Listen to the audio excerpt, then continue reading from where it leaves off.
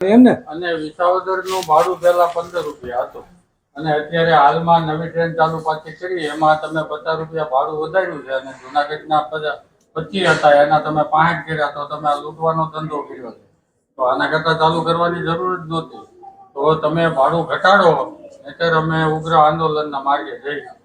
શહેરની અંદર આજે ટ્રેન સુવિધા લાંબા સમયથી જે શરૂ કરવામાં આવી છે, આપનું શુભ નામ?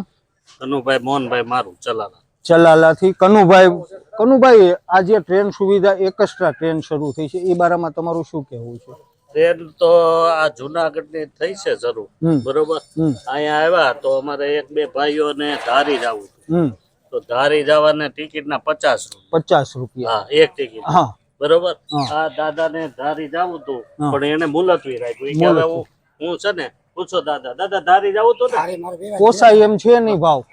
ટિકિટ નું ભાડું ભાડું કીધું 50 રૂપિયા. હવે નથી જવું, બસમાં જાઓ. હવે એ બસમાં જાઓ. તમારી યોગ્ય માંગણી શું? અમારી માંગણી એવી છે કે આ જે સમય છે એ કોઈને અનુકૂળતા નથી, પહેલી તો અને બીજી કે આ ભાડું એ અનુકૂળતા નથી. કારણ કે બસમાં 15 રૂપિયા છે અને અહીંયા 50 રૂપિયા. હવે આમાં કોણ? આ તો ખાલી લોલીપોપ આપવાનું છે એવી વાત. લોલીપોપ એક્સપ્રેસ આપણા માટે શરૂ કરી છે. ચલાલા, ધારી, ભાડેર વિસ્તારના લોકો માટે એક લોલીપોપ એક્સપ્રેસ અને આપણને આપી દેવામાં આવી લોલીપોપ.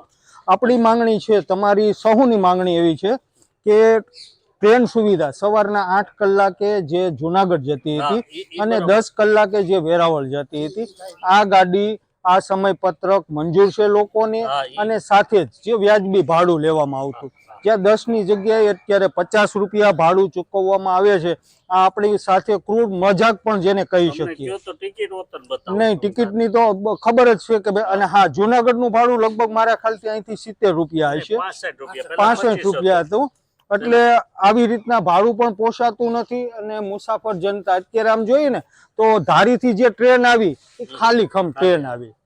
હવે આવી રીતના ટ્રેન એકાદો મહિનો ચાલશે તો કદાચ બંધ પણ કરી દેવામાં આવશે, કારણ કે મુસાફરો મળતા નથી, ટ્રેનની આવક કાંઈ થતી નથી એવું પણ લોકો કહી રહેલા છે.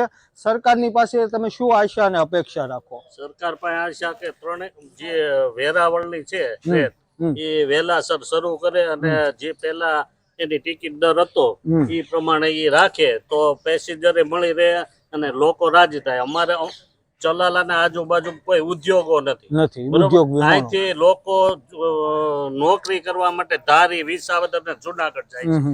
સવારની ટ્રેન હોય તો એને ફાયદો થાય. પણ આવા ભાડે તો એને બિસાગડા ને હવે 2000 પગાર આપતા હોય, એમાં 5000 તો ટ્રેન વાળા, તો પછી એનો લાભ ક્યાંથી? કનુભાઈ, આ ગામ છે ચલાલા, એ ધારાસભ્ય જેવી કાકડિયાનું છે, તમે એને રજૂઆત કરેલી? હા, એની રજૂઆત તો કરેલી. શું કહે છે? એમનું કહેવાનું શું થાય છે? હા, એને એમાં આશ્વાસન, એને ભરતભાઈ સુતરિયા મારા ફોન ઉપર કીધું કે ભાઈ ટ્રેન તમે વહેલાસર ચલાલાથી શરૂ કરશું. એ બદલ એનો આભાર. અત્યારે જે ટિકિટ દર અને સમય છે એ ગામ માટે, એના માટે તમે કોઈ અલ્ટિમેટમ આપ્યું, કોઈ રજૂઆત કરી? નહીં, આજે રજૂઆત કરવાની છે. આજે રજૂઆત, અલ્ટિમેટમ. અને નો કરે તો શું કરવાનું છે? તો આંદોલન કરવાનું. આંદોલનની કોઈ તારીખ, ડેટ આપેલી છે? નથી, હવે અઠવાડિયામાં. ઠીક છે. ધારીમાં જેવી રીતના બજરંગ ગ્રુપે 26 તારીખનું અલ્ટિમેટમ આપેલું છે, એવી જ રીતના આજે કનુભાઈ પ્રેમજીભાઈ મારુએ એક આવેદન પત્ર, આની અંદર ચીમકી આપેલી છે કે આંદોલન કરશું. કોઈ પણ તારીખ જાહેર કરેલી નથી. રેલવે મેનેજર, ભાવનગર રેલવે મંડળને આ આવેદન પત્ર આપવાનું છે. અહીંથી ને તમે કરો, અહીંથી આપવાના છો આવેદન પત્ર. અને આવી રીતના ચલાલા, ધારી તેમજ મુસાફર જનતા સૌ કોઈ જ્યારે વિરોધ કરી રહેલી છે ત્યારે આપણા માનની સાંસદ ભરતભાઈ સુતરિયા, આપણા સ્થાનિક નેતા, રાજકીય નેતા, જેને આપણે ખોબલે ને ધોબલે મત આપીને ચૂંટી કાઢેલા છે, પરંતુ આજે 1.25 વર્ષથી જે ટ્રેન સુવિધા બંધ છે, આ ટ્રેન સુવિધા પુનઃ રાબેતા મુજબ, જૂના સમય પત્રક મુજબ ને જૂના ભાડા પ્રમાણે જો શરૂ થાય તો મુસાફર જનતાનો લાભ લઈ શકશે. નકર આવનારા દિવસોની અંદર આ ટ્રેન સુવિધા પણ ફરીથી છીનવાઈ જશે એવી આશંકા લોકોને પણ છે. કારણ કે અત્યારે આપણે ખાલી ખમ ટ્રેનના ડબ્બા નિહાળી રહેલા છીએ કે એક પણ મુસાફર આવકમાં નથી, એક પણ મુસાફર જાવકમાં નથી. એવી ખાલી ખમ ટ્રેન આજે ચલાલા સુધી આવેલી છે અને આ આવેલી ટ્રેનને આવકારવા માટે પણ લોકો એકઠા થયેલા છે. પણ હા, નીરસ આવકાર છે. કોઈ પણ જાતના આ લાંબા સમયથી કનુભાઈ ટ્રેન જે શરૂ થઈ ટ્રેનનું ભાડું છે આ તો એવું હા બુલેટ ટ્રેન નું ભાડું છે ભાડું હોય એવું બુલેટ ટ્રેન નું જયારે આપણે આમ જોઈએ ને તો 15 થી 20 કિલોમીટરના 50 રૂપિયા એટલે કે ખૂબ અઘરા કહેવાય અને વધારે પડતું ભાડું લીધું ગણાય.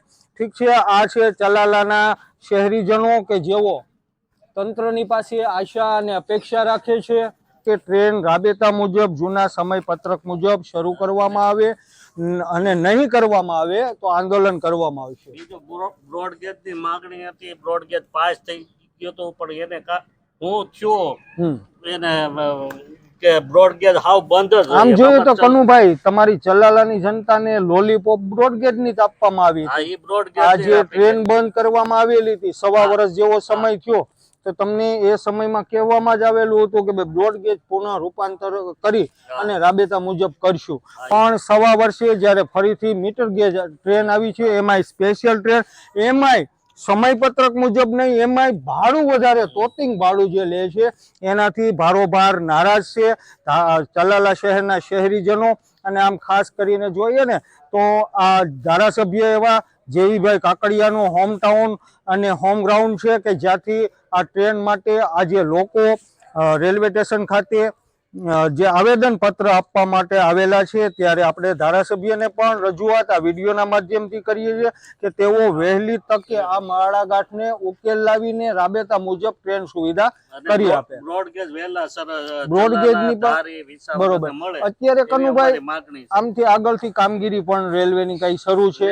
કોઈ પણ જગ્યાએ ક્યાંય રેલવેનું કાંઈ બ્રોડગેજ નું નહીં, મીટર ગેજ નું નહીં. મીટર ગેજ તો શું છે, અહીંયા રેલવે સ્ટેશન બને છે ને એટલે અહીંયા થોડુંક કામ છે અમરેલી હા હા એટલે અમરેલી સુધી ટ્રેન જઈ શકે એમ નથી. બરોબર. એટલે આવનારા દિવસોમાં આશા અને અપેક્ષા આપણે રાખીએ છીએ સાંસદ પાસેથી, ધારાસભ્યની પાસેથી કે આ મડાગાંઠનો વહેલાસર ઉકેલ લાવી આપે.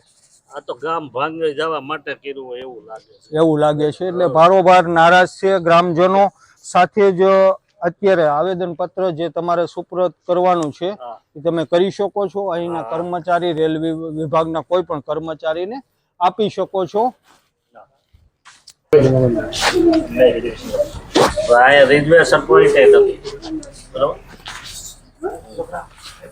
તમારી માંગણી જે કઈ યોગ્ય હોય એ બોલો. સાહેબ અમારી માંગણી એવી છે કે આ ટ્રેન નો સમય છે એ પહેલા હતો એ કરો બરોબર. બીજી માંગણી સવારે જે 8 વાગે જતી અને બીજી માંગણી અમારે સોમનાથ સુધીના પેસેન્જરો હેરાન થાય. આ બાજુથી એકેય બસ સોમનાથ બાજુની નથી એટલે સોમનાથ બાજુની ટ્રેન પહેલા જે ભાડા હતા એ ભાડે શરૂ કરવાની અમારી માંગણી છે. અને ત્રીજી માંગણી